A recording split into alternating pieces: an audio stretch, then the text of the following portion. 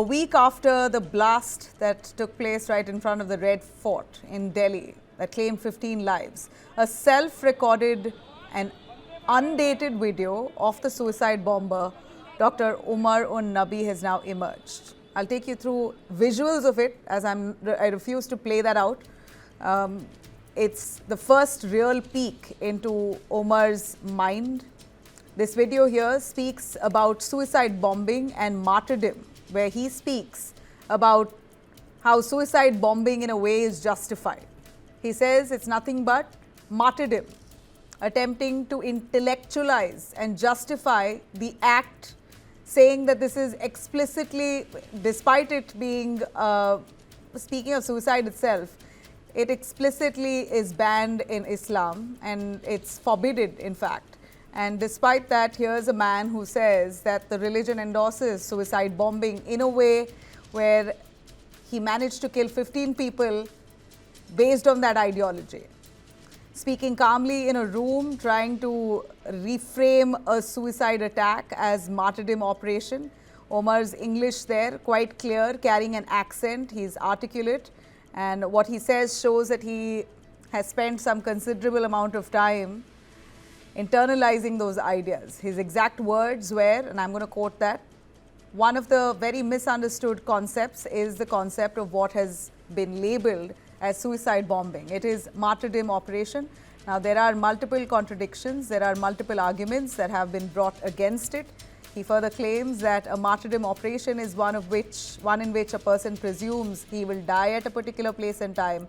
He argues that no one can truly predict when they will die, that destiny decides it, adding that one should not fear death. That don't think about how, when, where you will die. You will die, eventually you will die. But almost basically suggesting the purpose with which you die is what's important. Investigators say that this reflects deep radicalization. Behavioral experts now who studied this clip point out that Omar avoids eye contact, shifts constantly in that video and appears quite uneasy with his own body language, almost as if he had rehearsed that script entirely but was still trying to persuade himself and the audience. He tried to be convincing, but clearly did not really achieve that entirely in that video. If one could hear it, I refuse to play this out on our channel here today, but if you have caught it, you'll know the man looks jittery despite having very clear and fluent English and an accent which does not seem indigenous to India. The English seems very sharp, and clearly looks like overseas radicalization has happened over the years with this man. The video also confirms that the Delhi blast was intentional. It was planned and not an accident during transportation, as initially that was suspected. In fact, DNA analysis has also already identified Omar as the driver of that bomb-laden Hyundai i20 car, and the video only strengthens the evidence of the operation and the preparation that was carried out. Now, the investigation has exposed a far wider conspiracy. Agencies say the terror outfits such as Jaish-e-Mohammed and Ansar Ghazwat-ul-Hind have begun recruiting highly educated professionals, including doctors, creating what police described as a white-collar terror ecosystem. According to Jammu and Kashmir Police, this network consisted of radicalized students, professionals taking instructions from foreign handlers in Pakistan and elsewhere. Encrypted channels were used for indoctrination, coordination, and fund movement and logistics. Money was raised, we hear, through academic and professional networks masked as charity. NIA has also found that the group was developing drone-based attack capabilities. Drones fitted with cameras, high-capacity batteries and explosive payloads designed to fly over crowded locations and trigger mass casualty blasts. This was what was planned, but it was foiled, thankfully, by our security forces.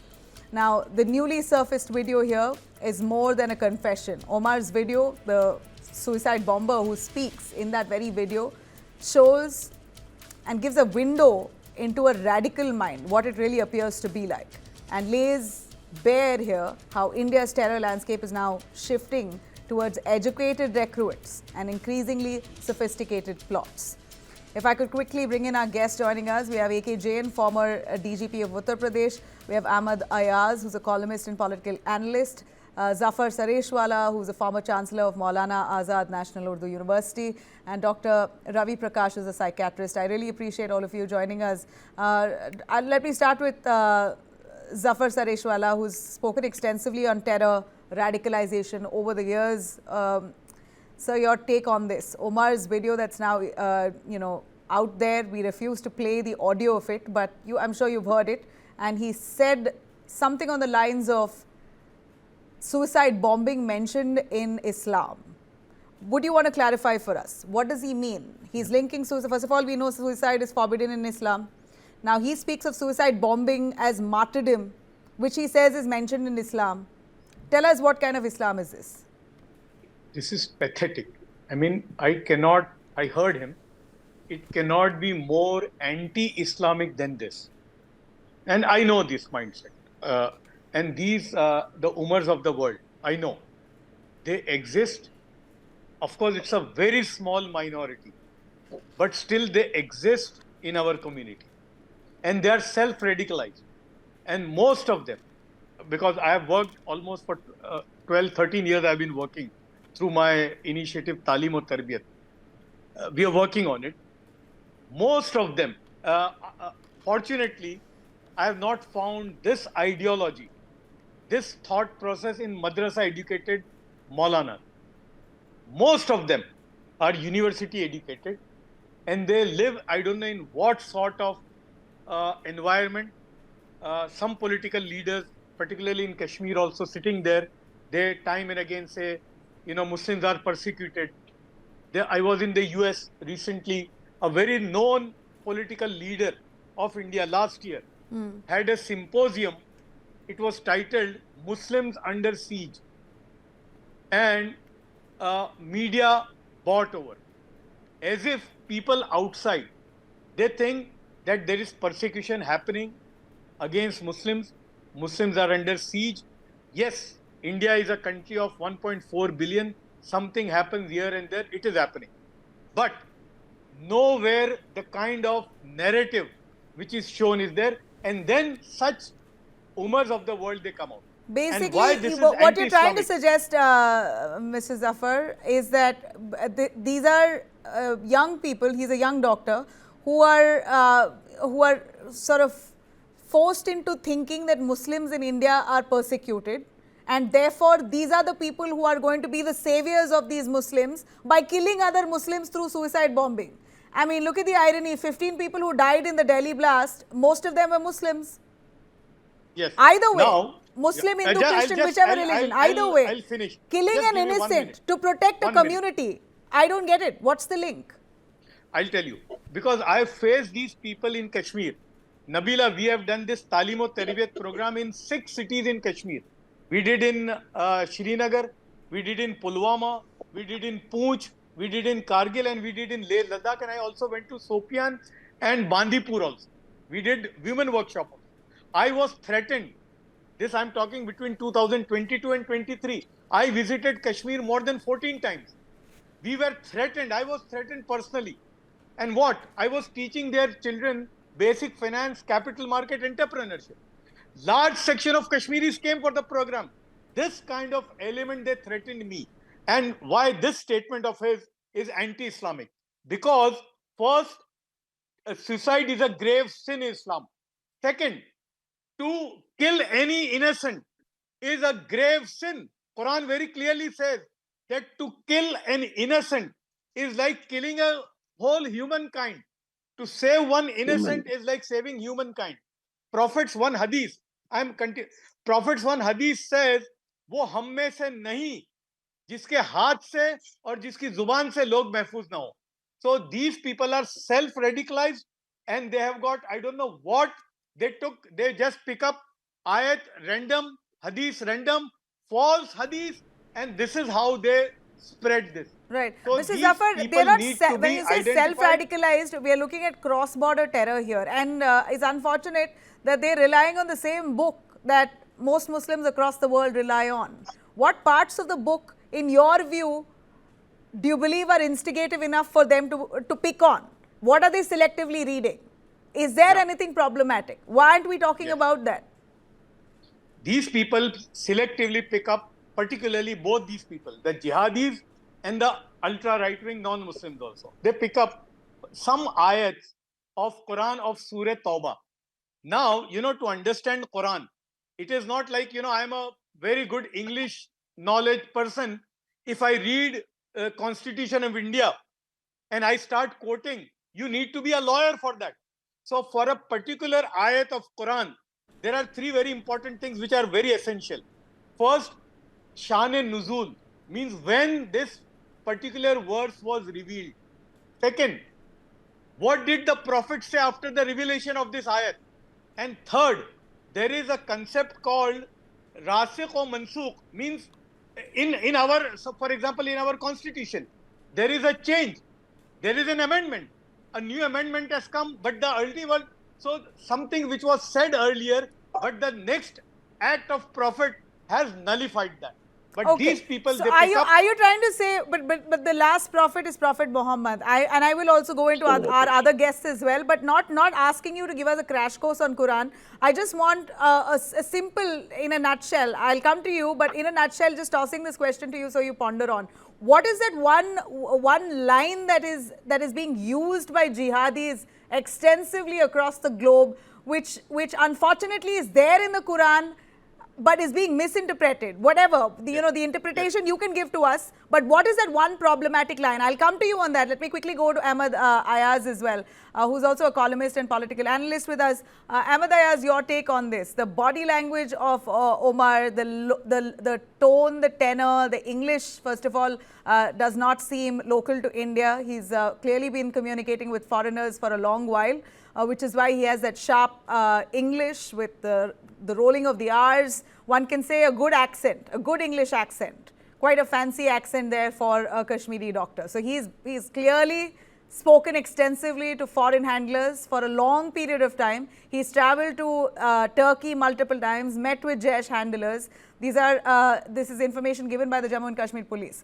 So, what's your take on this? Where is this coming from? I see, as long as Islam about it is concerned, I don't think there is anything much beyond what Suresh Wala explained. Islam is very clear about it, that one who kills a person kills the humanity. So where from it comes in Quran that suicide bombing, etc. So when we go by this video, to me, I believe that the ethnicity, when he refers to Islam, the ethnicity of the video need to be confirmed, whether it is really someone genuine Muslim, whether he is a fake person.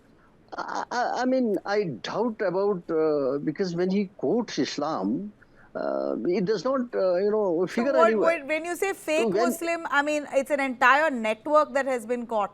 I mean, you can't call, what is fake Muslim today? I mean, who are genuine Muslims, who are fake Muslims, the lines are blurred. Nabila, my point of telling is that with reference to particular this statement, the video, that no Muslim can speak like this. That's what I say, that it could be something fake. I don't know what to call it. But I want some clarity. I want some clarity from you, sir. I want some clarity. I want you to give me a clear distinction on what separates the good Muslim from a fake Muslim, a good Muslim from a bad Muslim. It's unfortunate that because of a handful of them, the entire community is shadowed by this, a narrative that Muslims are terrorists. A good Muslim who follows the principles of Quran or Hadith, who follows the Islam. And Islam does not preach what we see in the video. So how can we say that a real Muslim? So that's what I say, that the ethnicity need to be checked. What exactly it is which has created, so much of, what we call it, chaos with something which is not connected with Islam, which is not confirmed in Islam. No, I want to know what is, when you say it's not connected, it's not endorsed. I want to know the lines. Where is he coming from then? Where is he coming from? Why is he talking We about don't know. martyrdom? I think that need to be seen properly what exactly it is, because as it is, when he quotes Islam, I am only on one point. When he quotes and refers Islam, it is not written anywhere. So no Muslim, in real sense, can speak about the language we see in the video and quoting in Islam when the Quran is very clear about it. Islam is very clear about it. Surah Ma'idah is clear about it. So where from it comes and what's the reference? Where from? Really, we are at a loss to understand. Okay, So that's what I say. Zafar, you want to come in on that? Where is this coming from? I'm sorry, before I get to the Yeah. other guests, I'm Yeah. really enraged with the fact that he's constantly saying that Islam or you rather people misunderstand the concept of suicide bombing. He calls this martyrdom. It's a martyrdom operation. Is there references to martyrdom? What does jihad mean, which is indeed mentioned in the Quran? Now coming to that, jihad is mentioned 41 times in Quran. But every single mention is about jahad, struggle to be good. Struggle. वल्लज़ीना जाहदू फीना लना देन्नहुम सुबुलना. और अगर तुम जद्दोजहद करोगे तो हम जन्नत का रास्ता, जद्दोजहद अपने आप के अंदर बनना. And these people, these particular the jihadis type, when they quote, they misquote Surah Tawbah's last verses. Now those verses were revealed when the Prophet and his companions were in war in Badr. So it was like, when two armies are fighting, okay, the commander says, come on, charge. Now that order of that army commander is only till you are fighting. It's not that you attack the civilians anywhere. But after that, that's why Rasikh or Mansukh, after the war was finished and they were persecuted. They were persecuted for so many years. Here, there is no concept of persecution at the moment anywhere in the world.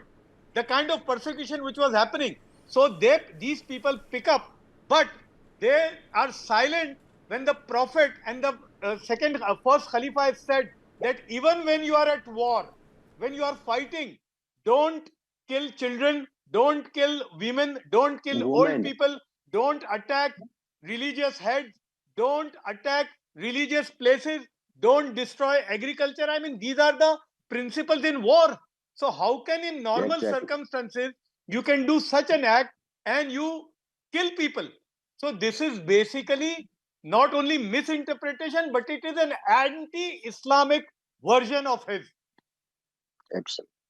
Let me quickly bring in also our former DGP of Uttar Pradesh, A.K. Jain. Sir, your take on this. This video is now startling and also points clearly to the kind of people who are being recruited by the terror groups. They're now going for educated young people that they can brainwash and rightly, like Mr. Zafar said, make it appear that Muslims are in danger, and therefore these are the people who stands up for them. What's scary is the kind of people who are being recruited, intelligent, young, educated people, unimaginable.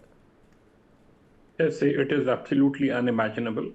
Although in several terrorist incidents throughout the country, several engineers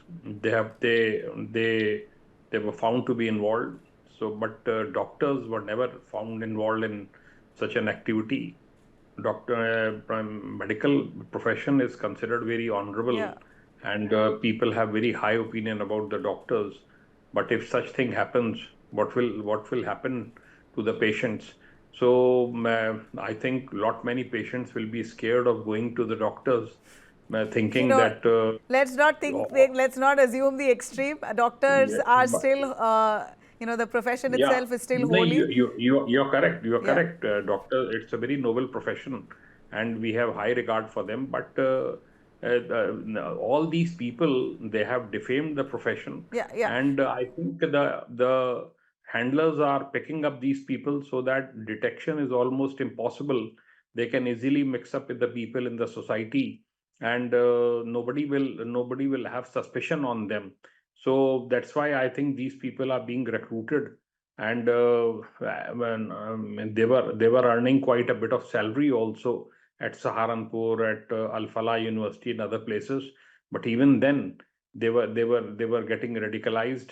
This lady Shaheen Saida, she was recruiting girls aged between 14 and 18 and widows, and wanted them to be fidine. So, matlab, this is something very, very dangerous phenomena.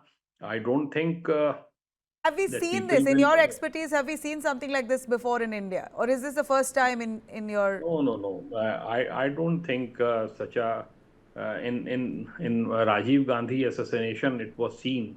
Rajiv Gandhi assassination it was there by Sri Lankans of Litte, but not otherwise. Otherwise, at least in UP there has been no such incident, and I hopefully they will not be a repeat of this, because this time NIA and other intelligence agencies, they are going deep into it, and all the people who are involved, they will all be nabbed and put behind bars. They should be taught a lesson so that nobody repeats it. As you said, several Muslims earning their bread, they had gone to buy something at Chandni Chowk or that area. They have also lost their lives. So absolutely mad act, nothing else. Absolutely. You know, let me bring He in has the not. Dr. Ravi Prakash, who's a psychiatrist, who can decode the body language of Omar a little for us. Dr. Ravi, tell us more on what this man appears to be. He looks calm and confident initially. Then as he speaks, you realize that this is a memorized version of what he's saying. He may be feeling it strongly, but he's not able to express it as the way he wants to. Because the moment he realizes he's fumbling, then he appears to shut the video off. So he starts off strong and then falls flat. Yeah, actually, you're very right. In this video, this is very classical. If you go to criminal interviewing and you see the videos of all the hardcore criminals, they behave like this. When they want to hide also something, they realize most probably this person is seeing himself in the camera, whatever is recording him. He's able to see his facial expressions and his fumbling and his blink rate increasing and uneven body posture and all those things. And he's realizing that he's looking not so confident as much as he's wanting to be seen. So although in his voice, the prosody, the pitch is very, stable, but the body movement, that is what there is a saying that autonomic nervous system always gives away. So if you are lying, there will be things like blink rates, your eye movements, saccadic eye movements, looking here and there, and your, posture changes, swift changes of the posture, and your need to rock, your need to be moving. All these things are And indication rubbing that the the nose, you person know, is that really says a lot. Rubbing the facial, nose speaks for a lot. rubbing face actually, yeah. When you touch the face, it is an indicative that you are kind of anxious or worried about something. So at some point, he is also realizing that he is not really that much convinced from inside about what he's saying, but to project himself as something. So this is what many of them, they have this heroic messiah complex that I am going to save something, I am going to do something Yeah, my life has which will be of purpose. profound Yeah. importance. Yeah, my life has a purpose and I have an identity meant for this purpose. So I'm a hero. So this is the problem that they don't they don't question. Ajmal Kasab, when he was interviewed, he was taken to his other terrorists whoever were there, and he started crying. And when he was asked why you started crying after looking at them, he told that we were told that the person, when he does this fidine attack, when he will die in this kind of an attack, his body will turn into flowers and there will be a smell of roses coming from the body on the face, and nothing of that sort has happened. So in his face there was a clear cut disillusionment, and that is the problem. People do not question enough whatever they are taught or whatever they see. Yeah, I cannot express my disbelief that a doctor, whatever we have studied about terrorist attacks, we have studied that they used to come from all the dysfunctional families and uneducated people, and it is very easy to, lure them into some kind of heroic statements to do some fidine attack or something like that. But nowadays, doctors and engineers and well-educated people, but there is no doubt that whatever the person is, whatever the education is, that person is a terrorist if he's doing a terrorist act. He's a doctor, he's a engineer, it does not matter. And it's a matter of shockingly disbelieving state for me to see such How a is it so person who was easy to educated to. indoctrinate a young professional, especially a person who It, studied, educated, done his MBBS, is a doctor, has learned lessons of actually, life, you know, yeah. as he's, I moved would through say these that it's stages? not so. Yeah, yeah. Actually, I would say that it's not so easy and it's not so straightforward. It's a gradual process. And there will be always people. See, aggression comes from frustration. So there is a very widespread theory in psychology. It's called frustration aggression theory. So until you're frustrated about something, you cannot get that kind of aggressive that you want to make a major change about that thing. So some frustration he is having, I don't know from where it came. It can be a personal experience from somewhere, or the YouTube videos, or the preachings. With all the due respect, all the preachings which are not correct, as sir was saying, the Yeah, first panelist, yeah, very yeah. rightly he said that there is a misinterpretation of the things, but that misinterpretation, when it is repeated again and again, it feels like real. But Something that is told what draws them to many a be hooked? times. No, when you say, see, it's all done in such a secretive manner that he has a normal life and then he has a parallel life where he's trying to Yeah. design this whole terror plot, right? So you're not taken into your normal life as much as you're taken into this alter life. Yes. How is that possible? I mean, you're not. How is it possible for a person not to be living in the present? Yeah, that is what I'm saying. That belief takes over the person. If you start believing that some severe form of injustice is being, executed on Done. some people, and you are the chosen one to do that, then the two, three very deadly emotions, they come together, and the person is taken over by the belief system. Unfortunately, these people are not. If you go into read into studies, you will realize that they are not actually psychiatric patients. They will not have any kind of major delusion, and the recruiters also, they don't choose psychiatric patients. They choose the people who are vulnerable to experience this emotion of frustration that is, impounded by all the injustice that the person is perceiving. And you can It may see be true, through it may that. not be You true. can see through a person who's vulnerable. Not immediately, No, but no, like by for example, intelligence, by these recruiters, do you believe that they have expertise in identifying body yeah, language? yes, yes, yes. That is their expertise. That is the problem. They are the real problem, actually. Those recruiters are the problem. They are the real antisocial. So If they you basically see want to through ask a them who is the, vulnerable person. huh, and they are able to make a connection, a correlation between their political interests, fulfilling their political interest, and the whatever tragedies or mishaps that are happening because of political reasons, to connect them with a religion or some kind of messiah or heroic act to be done. So they make a connection through it, and that connection, if you say that, see, Uh, prime minister a has done final word, something like as I'm very short on time. Is there a way to bring back a person from, or yeah, is this a point of no return? yeah, I yeah. mean, if had No, it been that he was arrested in time, you know, yeah, could you put sense in de-radicalization a is happening, person no? like this? Or is it Yeah, yeah, it is already happening. is there a threat of it relapsing? Yes, there is always a threat of relapsing, but I think that once a person is properly de-radicalized, there are studies behind this actually. There is a good number, people don't believe this, but people who have been arrested into, for this terrorist act, a good number of them, they get de-radicalized also. And they Okay. join the So there's hope. communities from the which they come. There's There is hope. always a hope. A final one But from, the problem, yeah, I'll just tell one, the yeah. problem is your lack of questioning. Your means the person who is being recruited, they don't question enough. They have to question that what I'm seeing, is it true or not? Or what is being taught to me, is it really the actual interpretation or not? We do not question enough. And at the end, when disillusionment comes, it hits us like a, you know, it hits us into the deepest core of our Yeah, existence. yeah, yeah.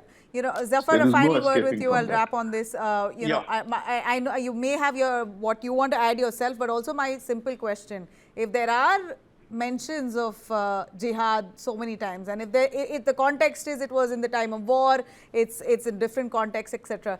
And if the world, by and large, is looking at it, frowning upon it, because you have these rotten apples, you know, elements like this, using that as inspiration and creating trouble, isn't there the need for the community to come together and probably look at a revised version? I don't know if I could be blasphemous right now, but is there, like the Bible has an old version and a New Testament, is there a way that the community can come together and probably think of a new version of the Quran? When I say new version, you know, leaving behind some of those words that are acting as the catalyst for terror acts like this.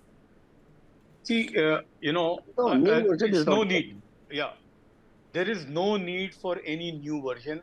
This Quran is enough. Problem is, they just pick and choose. Like you have a 5,000 word book. I just pick something and just, you know, so this is the problem. They pick and choose. Now, it is the duty, yes, it is the duty of the Muslims, people like me and lot of other people, that we need to first identify, yes, this problem is there, because unless and until, Nabila, you don't accept that this disease is there, however minority, there is a micro minority of such people, but we need to come out and give the correct interpretation of the raw falsehood which they are following. Like, for example, the Ghazwa-e-Hind, for example. These people have been quoting a hadith called Ghazwa-e-Hind. Now, Nabila, this is a false hadith. This hadith is false. It is in that region of Mawzu hadith. Means this hadith is not there, but it is being spread. So, it is the Islamic scholars. So, you have to counter it. You adequately counter it. But the problem is a lot of Muslims don't even know what they are quoting, because a lot of verses Muslims themselves are not aware of. You know, and well-read Muslims, well-meaning Muslims don't come out to actually speak because of, you know, fear. And which is why I thank you and Sir Ayaz to come on the panel today and speak about a much needed issue, because you hardly see Muslims really mustering the courage and speak with this conviction, and you have done it. Thank you very much. I really appreciate all of you for your time and discussing this extensively with us.